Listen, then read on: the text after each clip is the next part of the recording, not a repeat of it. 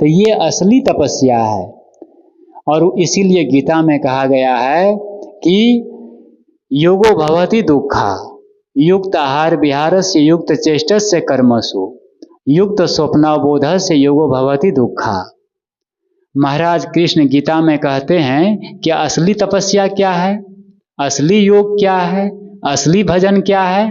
तो कहते हैं युक्त आहार विहारस्य। आहार खाना पीना सोना जागना बोलना ये सब क्या है, युक्त। युक्त का अर्थ होता है संयमित। संयमित हमारा बोलना संयमित हो, खाना संयमित हो, देखना संयमित हो, सोना संयमित हो। जब हमारी दिनचर्या ही संयममय बन जाती है, संयमित हो जाती है पूरी, तो महाराज कृष्ण गीता में कहते हैं योगो भवति दुःखा। ये हमारे जीवन के जो निर्वाह की चीजें हैं यही दुखों को नाश करने वाले योग बन जाती है। महापुरुष होते हैं, संत होते हैं, गुरुजन होते हैं, उनका खाना पीना सोना जागना चलना बोलना देखें हम। गुरुजी थे तो वे कैसे खाते थे, कैसे बोलते थे, कैसे चलते थे। एक एक कदम कदम में लगता था ध्यान त्याग और फूल झड़ रहे हैं। तो उनकी जो जीवन की जो रहनी है, व्यवहार है, वो इतने संयमित हो जाते हैं, इतने सोधा हुआ हो जाते हैं, जो दुखों को नाश करने वाले योग बन जाते हैं। तो यहाँ कहते हैं कि योगो भवति दुःखा। हमें दुख से मुक्त होना है तो सबसे पहले है संयम।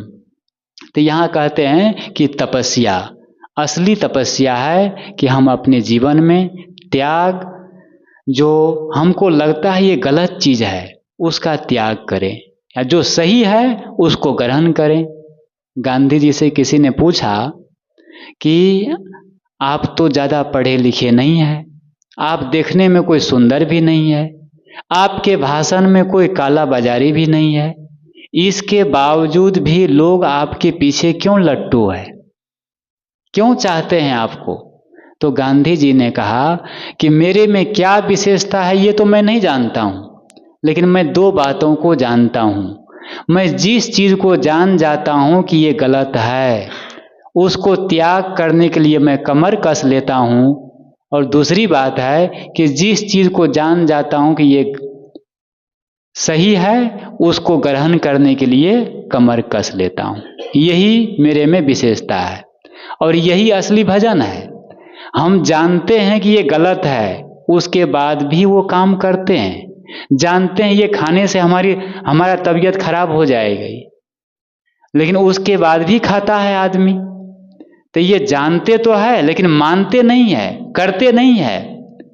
तो जानकारी तो बहुत बढ़ गई, लेकिन जीवन में जो रहनी है वो नहीं हो पाती है। तो यहाँ इसलिए हम लोग को चाहिए अपने जीवन में शांति चाहते हैं, कल्याण चाहते हैं, मोक्ष चाहते हैं, तो सबसे पहली बात है कि हम जीवन में सत्य को पालन करें।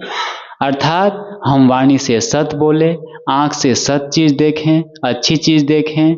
हाथ से, जो हाथ हमेशा सेवा के लिए उठते हैं, दान के लिए उठते हैं, आशीर्वाद के लिए उठते हैं, दुआओं के लिए उठते हैं और एक दूसरे को सहारा देने के लिए उठते हैं, सचमुच ऐसे हाथ में दुआएं आशीर्वाद का वास होता है। इसीलिए संतों के पास लोग आते हैं और कहते हैं आप आशीर्वाद दे देंगे तो हमारा काम हो जाएगा, सब कुछ बढ़िया हो जाएगा।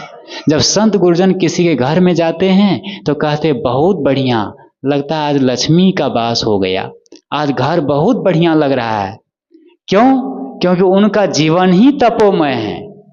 तो ऐसे व्यक्ति जहाँ भी जाएंगे वहाँ पर सब अच्छा हो जाएगा। कहते हैं महान जगह बैठने से आदमी महान नहीं होता है, किंतु महान आदमी जिस जगह बैठता है वह जगह महान हो जाती है। बुद्ध जहाँ जहाँ चरण दिए, जहाँ जहाँ गए, वहाँ वहाँ क्या हो गया? तीर्थ हो गया। इसी प्रकार जहाँ जहाँ संत महात्मा गुरुजन जाते हैं जो तपोपुरुष है वे जाते हैं, सचमुच वह जगह पवित्र हो जाती है, निर्मल हो जाती है। तो हम सबको अपने जीवन में ये साधना की पृष्ठभूमि है, सत का पालन, संयम का पालन और त्याग पूर्वक जीवन जीना।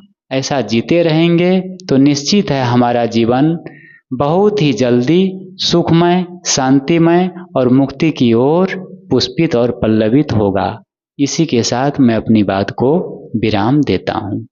बोलिए सद्गुरुदेव की जय।